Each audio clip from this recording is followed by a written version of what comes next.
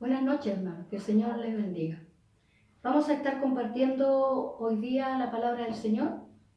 Lo vamos a hacer en el libro de Lucas, en el capítulo 19. Desde el versículo 1 hasta el versículo 10. Dice: habiendo entrado Jesús en Jericó, iba pasando por la ciudad.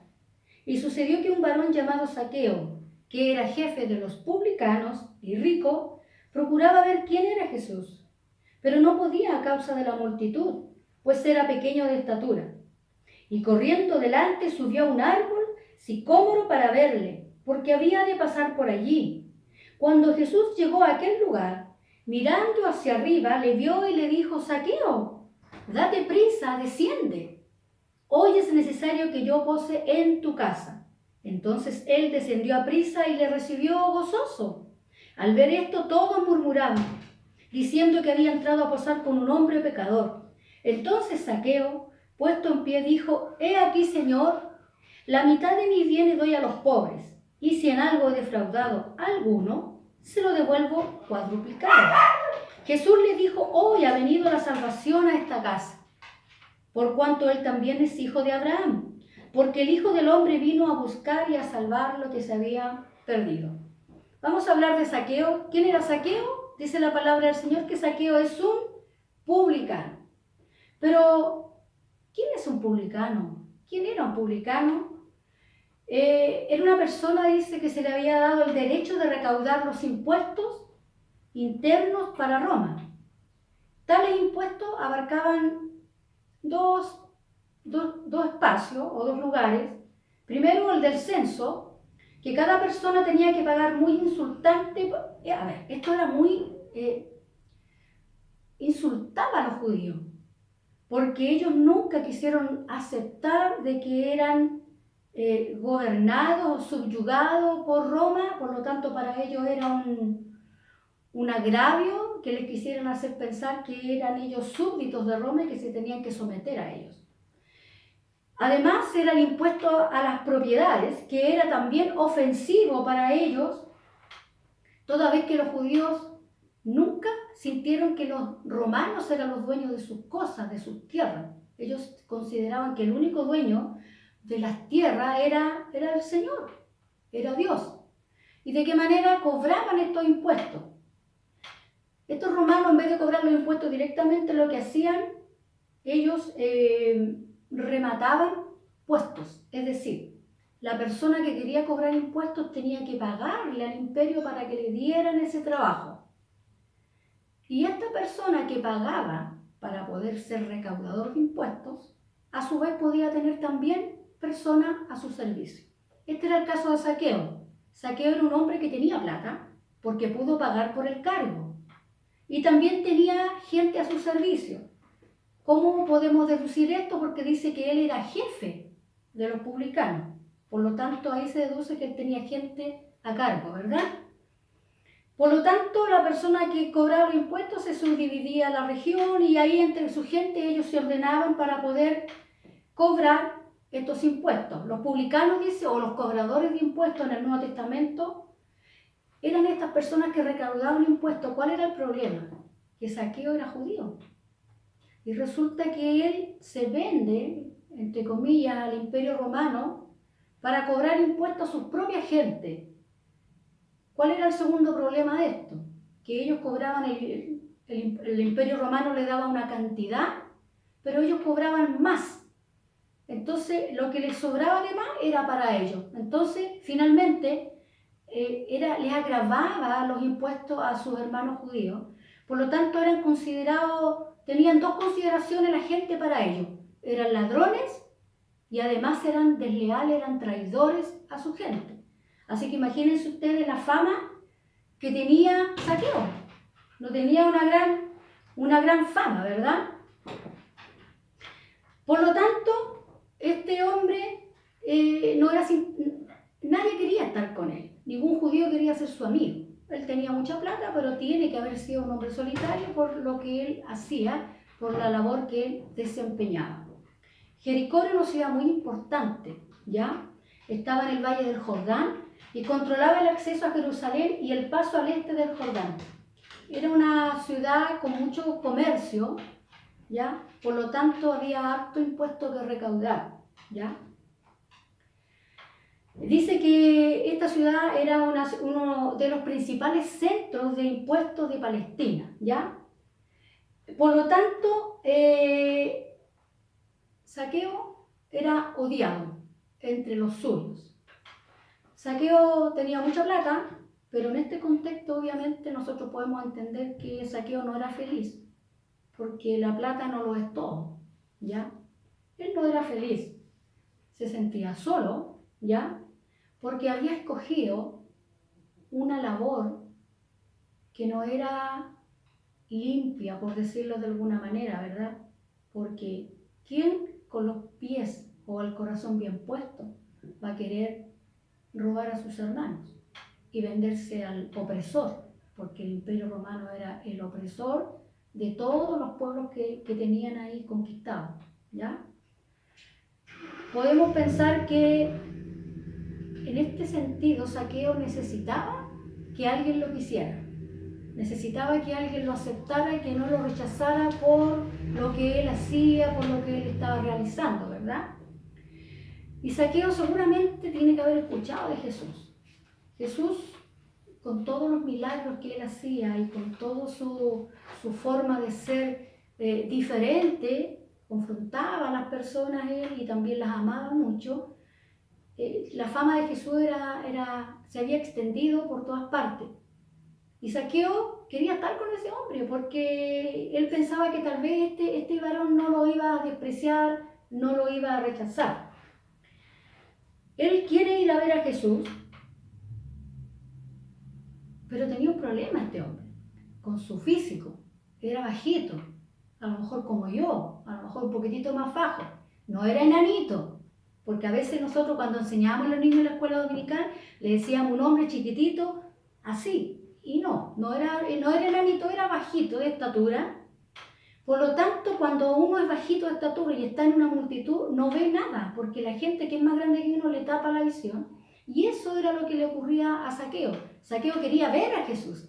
Él solo quería mirarlo, pero sabía que no podía hacerlo, porque por su estatura. Entonces él piensa que tiene que hacer algo para verlo. ¿Qué hace?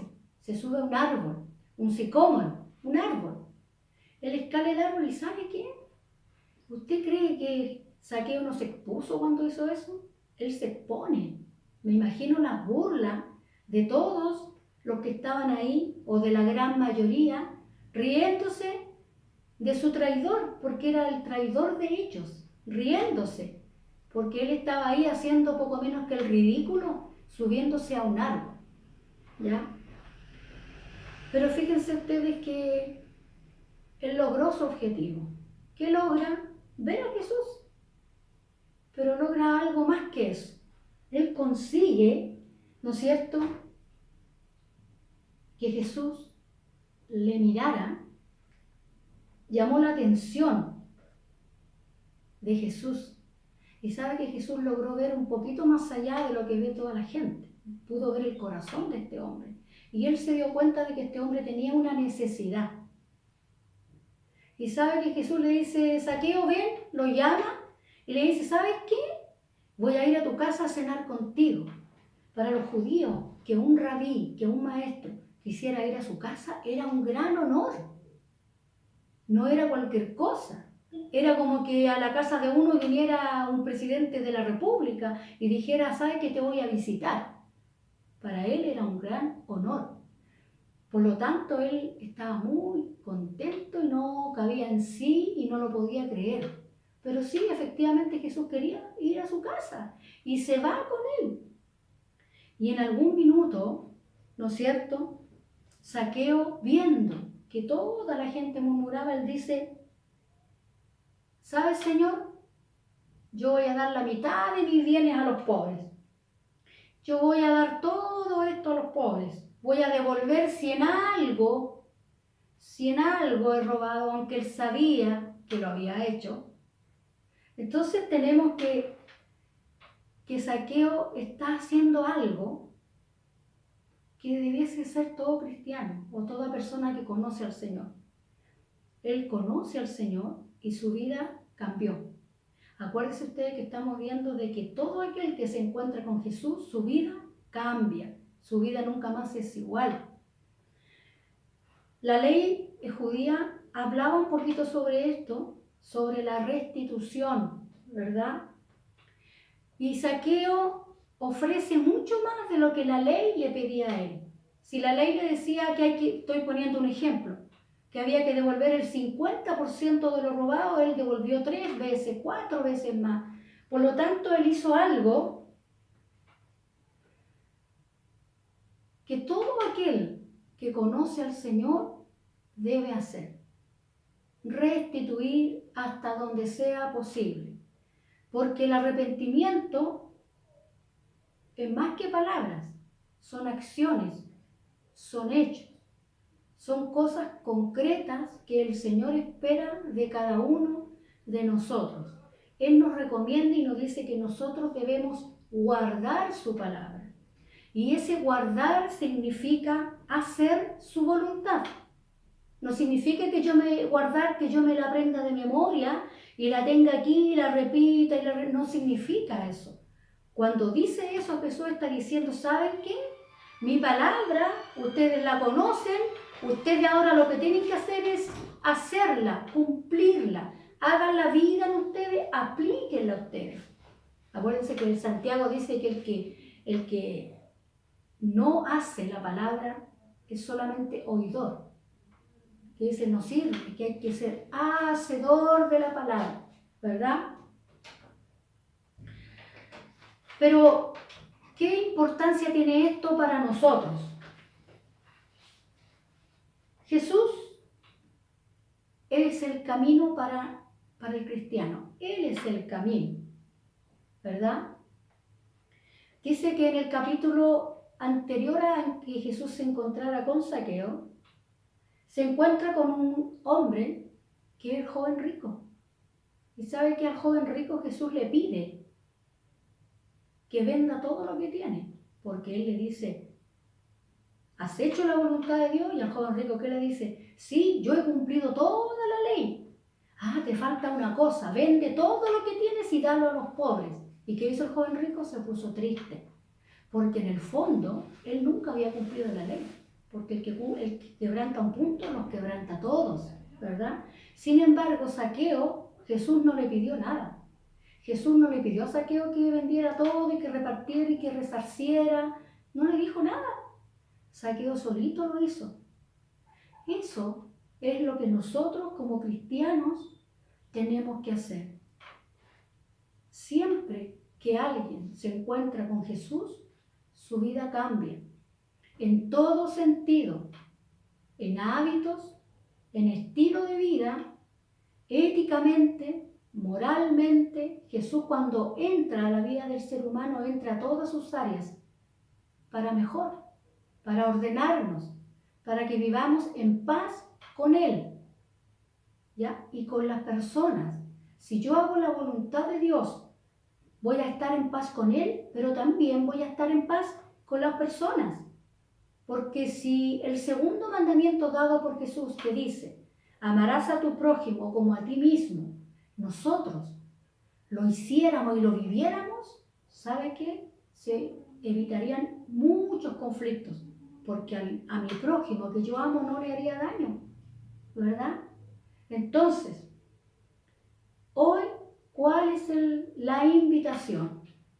Acerquémonos a Jesús, aunque ya seamos cristianos, siempre tenemos desafíos por delante para avanzar, para crecer y para madurar.